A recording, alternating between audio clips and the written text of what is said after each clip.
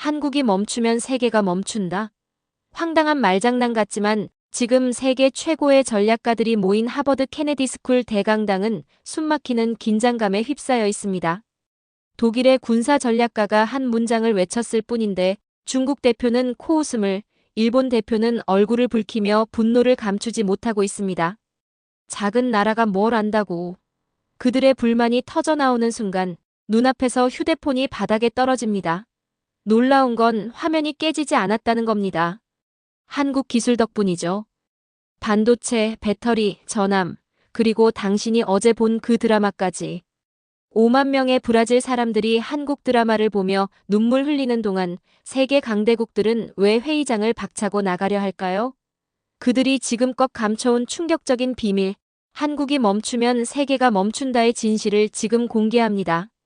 안녕하세요. 저는 국제전략연구가 김준호입니다. 오늘 여러분께 정말 놀라운 이야기를 들려드리려고 합니다. 2025년 봄 세계는 그야말로 혼란 속에 빠져 있었어요. 미국의 트럼프 대통령이 새로운 관세 정책을 발표했을 때 전 세계 경제는 충격에 휩싸이고 있었습니다. 그때 저는 하버드 케네디 스쿨에서 열린 국제 전략 컨퍼런스에 참석하고 있었어요. 각국의 전략가들과 외교관들이 모여 앞으로의 세계 질서에 대해 머리를 맞대고 있었죠. 그날 독일의 군사 전략가 마르쿠스 슈타인베르크 교수가 단상에 올랐을 때 아무도 그가 어떤 말을 할지 예상하지 못했습니다. 한국이 멈추면 세계가 멈춥니다. 그 한마디가 대강당을 가로질렀을 때 모든 사람들이 숨을 죽이고 있었어요. 저도 깜짝 놀라 고개를 들었습니다. 중국 대표 리하오는 코웃음을 치며 불만스러운 표정을 짓고 있었습니다. 강대국 독일의 경제가 우리나라 반도체 하나에 좌우된다고요? 리하오의 목소리에는 분명한 불신이 담겨 있었어요. 그때 슈타인베르크 교수는 단호하게 고개를 끄덕이더니 홀로그램 차트를 띄웠습니다. 수치가 증거입니다. 디램 시장 점유율 70%, 낸드 플랫이 50%. 삼성과 SK 하이닉스가 세계 메모리 시장을 쥐고 있습니다. 저는 주변 사람들의 표정을 살피고 있었어요. 많은 사람들이 놀란 눈으로 서로를 쳐다보고 있었습니다. 그들의 얼굴에는 의문이 가득했어요. 정말 그런가? 한국이 그렇게 중요한가?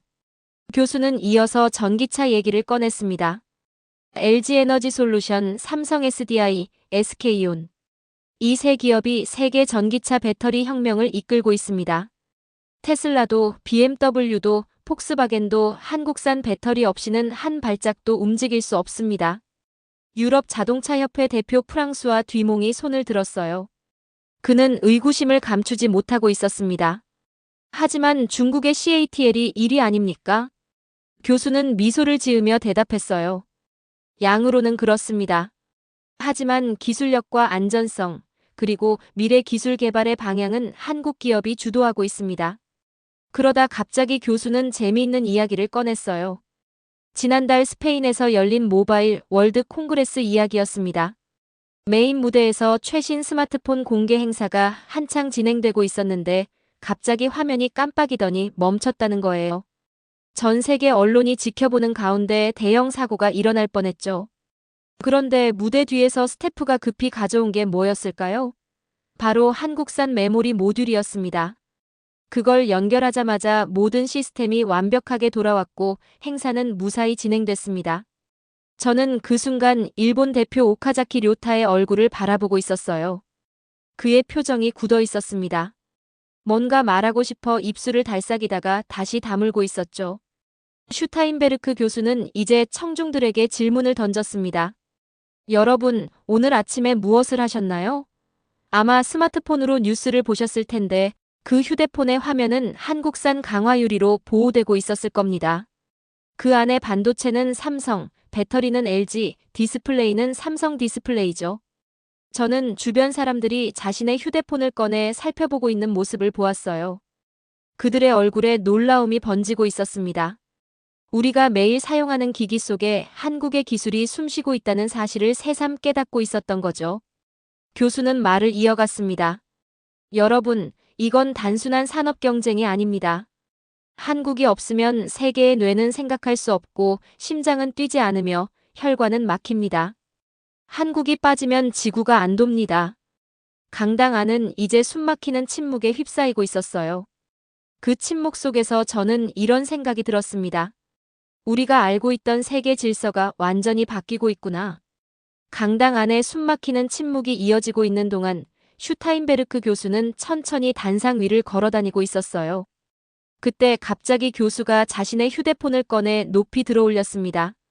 모두의 시선이 그쪽으로 쏠리고 있었죠. 이 작은 기계 안에 한국의 기술이 얼마나 들어있는지 아십니까? 교수가 물었어요. 그러더니 갑자기 그 휴대폰을 바닥에 떨어뜨렸습니다. 청중들이 놀라서 숨을 들이키고 있었어요. 저도 깜짝 놀라 눈을 동그랗게 뜨고 있었죠. 교수는 웃으며 휴대폰을 다시 집어들었어요. 걱정 마세요. 화면이 깨지지 않았습니다. 왜 깨지지 않았을까요? 한국의 코닝 강화유리 덕분입니다. 그는 휴대폰 뒷면을 열며 계속 말했어요. 이 작은 칩, 삼성전자 제품입니다. 이 배터리, LG에너지솔루션 제품이고요. 이 디스플레이는 삼성 디스플레이죠. 미국 실리콘밸리에서 온 CEO가 손을 들고 있었어요. 하지만 아이폰은 애플 제품입니다. 교수는 한쪽 눈썹을 치켜 올리며 대답했어요. 정말 그렇습니까? 애플 로고는 미국이지만 심장은 한국입니다. 화면에 세계 메모리 반도체 점유율 차트가 나타나고 있었어요. 디램 시장 70%, 낸드 플래시 50%를 삼성과 SK 하이닉스가 차지하고 있었습니다. 그 숫자를 보며 독일 대표가 불편한 듯 자세를 고쳐 앉고 있었어요. 이건 단순한 숫자가 아닙니다. 교수가 진지한 표정으로 말하고 있었어요. 당신의 자율주행차, 인공지능 서버, 군사 시스템 모두 한국산 메모리 없이는 작동하지 않습니다. 그때 유럽 자동차협회 대표가 일어섰어요. 교수님, 전기차 배터리도 비슷한 상황입니까? 교수는 전기차 배터리 시장 점유율 그래프를 화면에 띄웠어요. LG에너지솔루션, 삼성 SDI, SK온이 세계 전기차 시장을 주도하고 있다는 내용이었죠. 테슬라, GM, 폭스바겐 모두 한국산 배터리의 노예입니다. 일본 대표 오카자키가 불만스럽게 끼어들고 있었어요. 중국의 CATL이 1위 아닙니까? 양적으로는 그렇습니다. 교수가 의미심장하게 대답했어요. 하지만 BMW, 아우디, 메르세데스가 자존심을 버리고 한국 기업과 손잡는 이유가 무엇일까요? 품질, 안전성, 그리고 미래의 기술 때문입니다. 교수는 이제 화면을 바꿔 거대한 선박 한 척이 바다를 가르는 모습을 보여주고 있었어요. 이것이 세계 최대 컨테이너선 HMM 아레시라스입니다. 길이 400m, 적재량 24,000톤. 한국에서 건조되었습니다. 그는 청중들의 반응을 살피며 말을 이어가고 있었어요. 여러분, 세계 무역의 90%는 바다를 통해 이루어집니다. 그리고 그 바다를 움직이는 선박의 대부분은 한국산입니다. 미해군 정보장교로 보이는 사람이 자리에서 일어났어요. 교수님, 군사적 관점에서 한국의 조선 기술은 어떤 의미가 있습니까? 교수는 미소를 지으며 화면을 전환했어요. 한국 해군의 최신 구축함이 나타나고 있었습니다. 이것이 한국형 이지스 구축함 세종대왕급입니다. 한국은 이제 자체 기술로 최첨단 전함을 만들 수 있습니다. 청중 사이에서 놀라움의 탄성이 흘러나오고 있었어요. 저는 일본 대표의 얼굴이 굳어지는 것을 볼 수 있었습니다. 그뿐만이 아닙니다. 한국은 고래급 잠수함을 국내 기술로 건조하고 있으며 잠수 한발사 탄도 미사일 SLBM까지 개발했습니다. 유럽 안보 전문가가 놀란 표정으로 물었어요. 그렇다면 한국은 이제 해양 강국으로 봐야 합니까? 단언컨대 그렇습니다. 교수가 단호하게 대답하고 있었어요. 한국은 더 이상 육지의 나라가 아닙니다. 바다의 주인입니다. 교수의 설명을 들으며 청중들의 표정이 점점 심각해지고 있었어요. 한국의 기술력과 산업에 대한 이야기는 모두의 예상을 뛰어넘고 있었습니다. 그런데 갑자기 교수가 화면을 전환했어요. 이번에는 구남도 반도체도 아닌 브라질 상파울루 시청 광장의 모습이 나타나고 있었습니다. 5만 명의 브라질 사람들이 대형 스크린 앞에 모여 한국 드라마를 함께 보고 있었어요. 더 놀라운 건 많은 사람들이 눈물을 흘리고 있다는 거였죠. 저는 그 장면을 보고 깜짝 놀라고 있었어요. 지난해 브라질 상파울루 시청 광장에서 5만 명이 모여 한국 드라마를 함께 봤습니다. 그들은 왜 울었을까요? 교수가 청중에게 물었어요. 프랑스 문화부 관계자가 손을 들었어요. 감정적 공감 때문이 아닐까요? 정확합니다. 교수가 고개를 끄덕이고 있었어요. 한국 드라마는 단순한 드라마가 아닙니다. 감정의 해방입니다. 언어와 문화의 장벽을 뛰어넘는 감정의 카타르시스죠. 화면이 바뀌어 인도네시아 자카르타의 대형 공연장 모습이 나오고 있었어요. 현지인들이 나의 아저씨라는 한국 드라마의 마지막 회를 함께 보며 환호하고 있었습니다. 인도네시아에서는 나의 아저씨의 마지막 장면이 나오자 공연장에서 박수가 터졌습니다. 완전히 다른 문화권의 사람들이 한국의 이야기에 자신을 투영했습니다. 저는 주변의 반응을 살피고 있었어요. 특히 미국 할리우드 프로듀서로 보이는 사람의 표정이 흥미로웠습니다. 그는 불만스러운 듯 질문했어요. 하지만 문화적 영향력이 실질적인 힘으로 이어질 수 있습니까? 교수는 한 걸음 더 가까이 다가가며 말했어요. 2022년 한국 정부가 중동의 원전 수출을 성사시켰을 때 현지 정부 관계자가 한 말을 아십니까? 우리 딸이 한국 드라마를 너무 좋아해서 한국에 호감이 갔다고 말입니다. 청중 사이에서 웃음이 터져나오고 있었어요. 교수는 진지한 표정으로 말을 이어갔습니다. 웃지 마십시오. 이것이 소프트 파워입니다. 군함보다 더 강력한 힘이죠. 교수는 화면을 다시 전환했어요. 이번에는 전 세계 곳곳에서 K-팝 댄스를 추는 젊은이들의 모습이 나타나고 있었습니다. 중동에서 아프리카까지, 남미에서 유럽까지 K-팝의 열풍이 불고 있었죠. 한국어를 배우는 외국인이 매년 30%씩 증가하고 있고 한국 대학에 유학 오는 학생들도 급증하고 있습니다. 일본 대표 오카자키가 의문을 제기했어요. 교수님, 문화적 인기는 일시적인 현상일 수 있지 않습니까? 교수는 천천히 고개를 저으며 대답하고 있었어요. 오카자키 씨, 이건 트렌드가 아닙니다. 이미 20년 이상 지속되어 온 현상입니다. 한국은 문화를 산업화했고 국가 브랜드로 승화시켰습니다. 저는 오카자키의 표정이 점점 굳어지는 것을 보고 있었어요. 그는 불편한 듯 자세를 고쳐 앉고 있었습니다. 교수는 마지막 슬라이드를 보여주었어요. 한국 문화 콘텐츠 수출액 그래프였습니다. 한국 문화 콘텐츠 수출액은 매년 20% 이상 성장하고 있습니다. 이건 단순한 엔터테인먼트가 아닙니다. 총 없이 세계를 움직이는 가장 조용하고 가장 무서운 무기입니다. 그게 한국의 문화입니다. 저는 그때 청중들 사이에 퍼지는 묵직한 침묵을 느끼고 있었어요. 이 침묵은 앞서 기술력에 대한 발표 때와는 다른 느낌이었습니다. 사람들이 문화의 힘을 새삼 깨닫고 있었던 거죠. 교수는 이제 화면에 4개의 국기를 띄우고 있었어요. 미국, 중국, 일본, 러시아의 국기였습니다. 여러분, 역사적으로 약소국은 이 4강대국 중 하나를 선택해야 했습니다. 그리고 그들의 명령에 예스라고 대답해야 했죠. 교수는 잠시 청중을 바라보며 말했어요.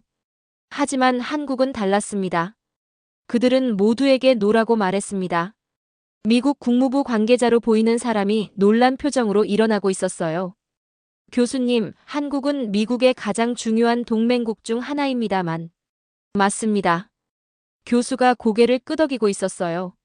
그러나 2022년 미국 반도체법이 통과됐을 때 삼성과 SK 하이닉스는 무엇을 했습니까? 청중 사이에서 불편한 웅성거림이 이어지고 있었습니다. 저도 그 사건을 기억하고 있었어요. 그들은 핵심 기술 자료 공유를 거부했습니다. 동맹국에게도 기술 주권을 양보하지 않았죠. 화면이 전환되어 중국의 사드 보복 관련 뉴스 영상이 나오고 있었어요. 2016년 중국은 한국의 사드 배치에 경제 보복으로 대응했습니다. 롯데마트가 중국에서 철수하고 한국 관광객이 80% 감소했죠. 중국의 압력에 한국은 굴복했을까요? 중국 대표 리하오가 불편한 표정으로 앉아있는 모습이 눈에 띄었어요. 아닙니다. 한국은 사드를 철수시키지 않았습니다. 그리고 놀랍게도 중국 시장 의존도를 줄이기 시작했죠. 교수는 다음 화면으로 넘어갔어요. 일본과의 무역 분쟁 장면이었습니다. 2019년 일본이 한국의 핵심 소재 수출을 규제했을 때 모두가 한국 반도체 산업이 무너질 거라 예상했습니다. 그러나 한국은 어떻게 대응했습니까? 일본 대표 오카자키가 고개를 숙이고 있었어요. 그는 작은 목소리로 대답했습니다. 그들은 불과 2년 만에 핵심 소재를 국산화했습니다. 오히려 일본 기업들이 시장을 잃었죠. 저는 오카자키의 말을 듣고 한국의 저력을 다시 한번 실감하고 있었어요. 일본의 수출 규제가 오히려 한국 산업의 독립성을 키우는 계기가 됐던 거죠. 교수는 마지막으로 러시아 우크라이나 전쟁 영상을 보여주고 있었습니다. 러시아의 우크라이나 침공 때 많은 아시아 국가들이 중립을 유지했습니다. 하지만 한국은 독자적인 제재를 가했습니다. 심지어 러시아와의 오랜 경제 협력에도 불구하고 말이죠. 프랑스 외교관이 질문하고 있었어요. 교수님, 이렇게 강대국들에게 맞서는 한국의 자신감은 어디서 오는 걸까요? 교수는 사색에 잠긴 듯 잠시 침묵하더니 말했어요. 기술력과 경제력도 있지만 더 중요한 것은 국가 정체성입니다. 한국은 수천 년 동안 강대국에 둘러싸여 생존해왔습니다. 그 과정에서 독립적인 국가 DNA가 형성된 거죠. 화면에는 세계 지도 위에 고립된 한국의 모습이 나타나고 있었어요. 교수가 그림을 가리키며 말했습니다. 이제 한국은 명령을 받는 나라가 아닙니다. 스스로 판단하는 나라입니다. 그리고 그 판단은 오직 하나의 기준에 따릅니다. 바로 국익입니다. 슈타인베르크 교수는 천천히 단상 위를 걸으며 말을 이어가고 있었어요. 그의 얼굴에는 이제 심각한 표정이 어려 있었습니다. 지난 수십 년간 세계는 소수의 강대국이 이끄는 방향으로 움직였습니다. 미국이 정책을 바꾸면 세계가 따랐고 중국이 결정을 내리면 아시아가 흔들렸습니다. 교수는 잠시 멈췄다가 청중을 향해 고개를 들고 있었어요. 하지만 이제 그 흐름이 바뀌고 있습니다. 한국이 움직이면 세계가 반응합니다. 독일 전략가가 의문을 제기했어요. 작은 나라가 어떻게 세계의 흐름을 바꿀 수 있습니까? 교수는 화면을 전환했어요. 세계 핵심 산업별 한국의 영향력을 보여주는 도표가 나타나고 있었습니다. 작은 나라라고요? 반도체, 배터리, 조선, 디스플레이. 이 모든 산업에서 한국은 결코 작지 않습니다. 오히려 거인입니다. 교수는 청중 사이를 천천히 걸으며 계속 말하고 있었어요. 더 이상 한국은 따라가는 나라가 아닙니다. 변화를 만들어내는 나라입니다.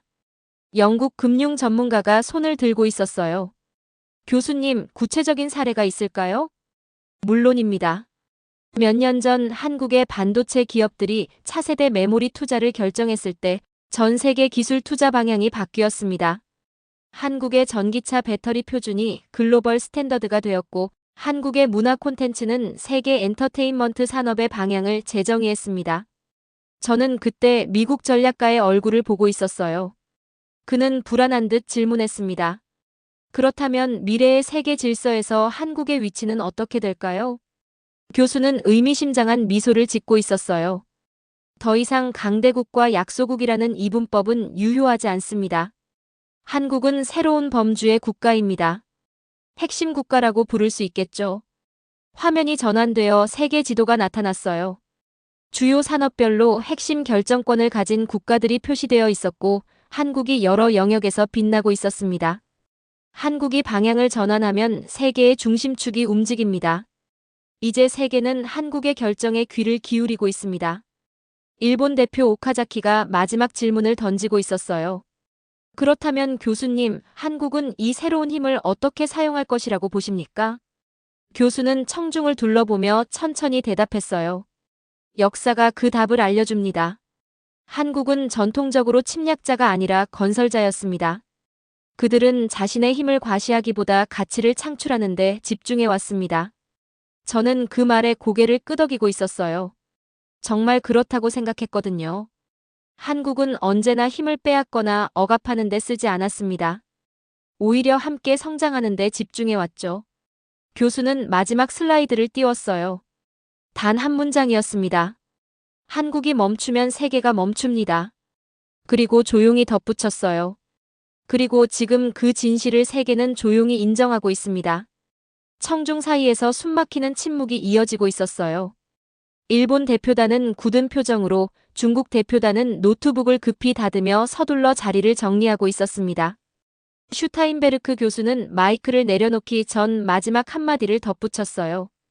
대한민국, 당신이 생각한 것보다 훨씬 더 강한 나라입니다. 그의 마지막 말이 끝나자 강당 전체가 잠시 숨막히는 침묵에 빠져 있었어요. 그리고 갑자기 기자들의 질문이 포화처럼 쏟아지기 시작했습니다. 교수님, 이 발표가 미국의 공식 입장을 반영하는 겁니까? 한국의 이러한 영향력이 중국과의 관계에 어떤 영향을 미칠까요? 일본은 이러한 한국의 부상에 어떻게 대응할 것으로 보십니까? 교수는 손을 들어 조용히 해달라는 신호를 보내고 있었어요. 강당이 다시 조용해졌습니다. 제 발표는 개인적인 연구 결과에 기반한 것입니다. 다만 사실에 근거한 분석이라는 점을 강조하고 싶습니다. 일본 대표단이 굳은 표정으로 일어나 퇴장하기 시작했어요. 그들의 얼굴에는 긴장과 불안이 역력했습니다. 중국 대표단은 서둘러 노트북을 접고 서류를 챙기며 휴대폰으로 급하게 통화를 시작하고 있었습니다. 누군가에게 긴급 보고를 하는 듯 했어요. 저는 그 모습을 지켜보며 깊은 감명을 받고 있었습니다. 왜냐하면 이것이 바로 한국의 힘을 증명하는 장면이었으니까요. 강대국들이 한국을 더 이상 무시할 수 없게 된 새로운 세계 질서의 시작을 목격하고 있었던 겁니다. 오늘의 사연은 여기까지입니다. 지금 우리는 세계 질서의 대전환을 목격하고 있습니다. 한국은 더 이상 강대국 사이에 끼인 작은 나라가 아닙니다. 반도체, 배터리, 조선, 문화까지 세계의 심장부를 움직이는 핵심 국가로 자리매김했습니다. 그러나 이 이야기에서 우리가 정말 기억해야 할 것은 한국이 이러한 위치에 오르게 된 이유입니다.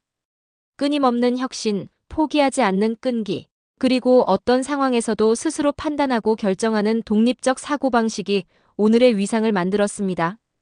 세계가 한국을 주목하는 지금 우리에게 필요한 것은 거만함이 아닌 책임감입니다. 세계 질서의 축을 움직이는 힘은 지배가 아닌 공존과 상생의 가치로 이어나가야 합니다. 한국이 멈추면 세계가 멈추는 시대, 그 힘을 어떻게 사용할지는 우리의 선택에 달려 있습니다. 지금까지 긴 영상 시청해주셔서 감사합니다. 다음 영상에서 찾아뵙겠습니다. 더 재미있고 유익한 영상을 원하신다면 구독, 좋아요, 알림 설정 부탁드리겠습니다.